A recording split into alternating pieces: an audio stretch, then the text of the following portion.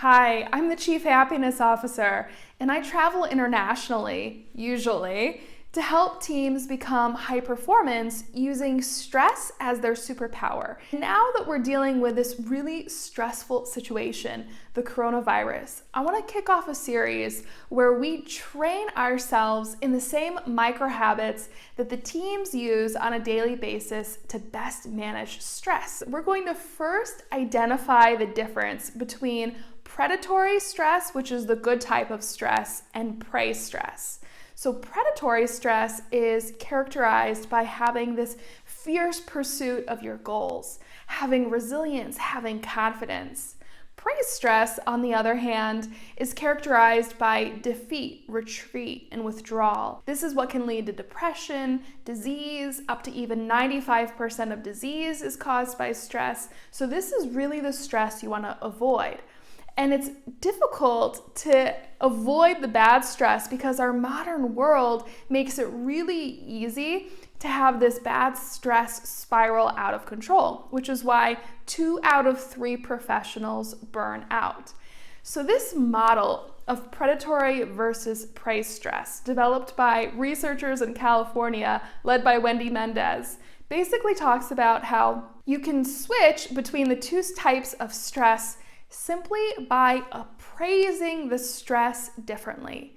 And what that means is you realize you're stressed out, which most people don't even know when they're stressed out, and then you react to the stress in a specific way that turns it from going too far into the bad stress, and all of a sudden it becomes a surge of energy that propels you to action.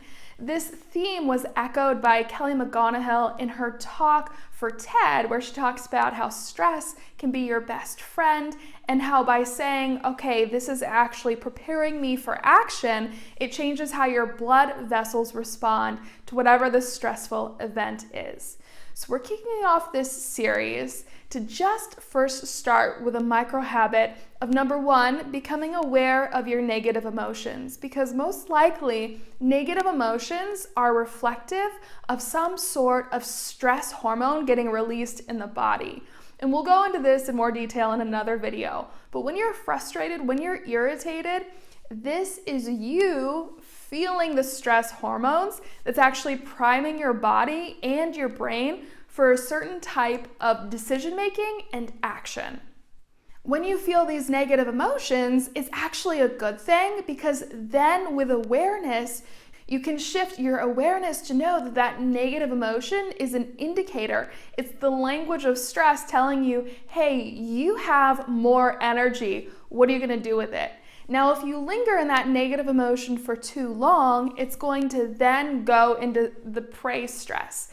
And if we use an example during the coronavirus, we can see how the predatory stress might inspire you to take action, like washing your hands more often and really making sure that you're being clean. Whereas if that predatory stress were to slip into the bad type of stress, the prey stress, it would be more of washing your hands obsessively. For example, there was this article about people who were so obsessive about washing their hands, it was actually wearing away their skin.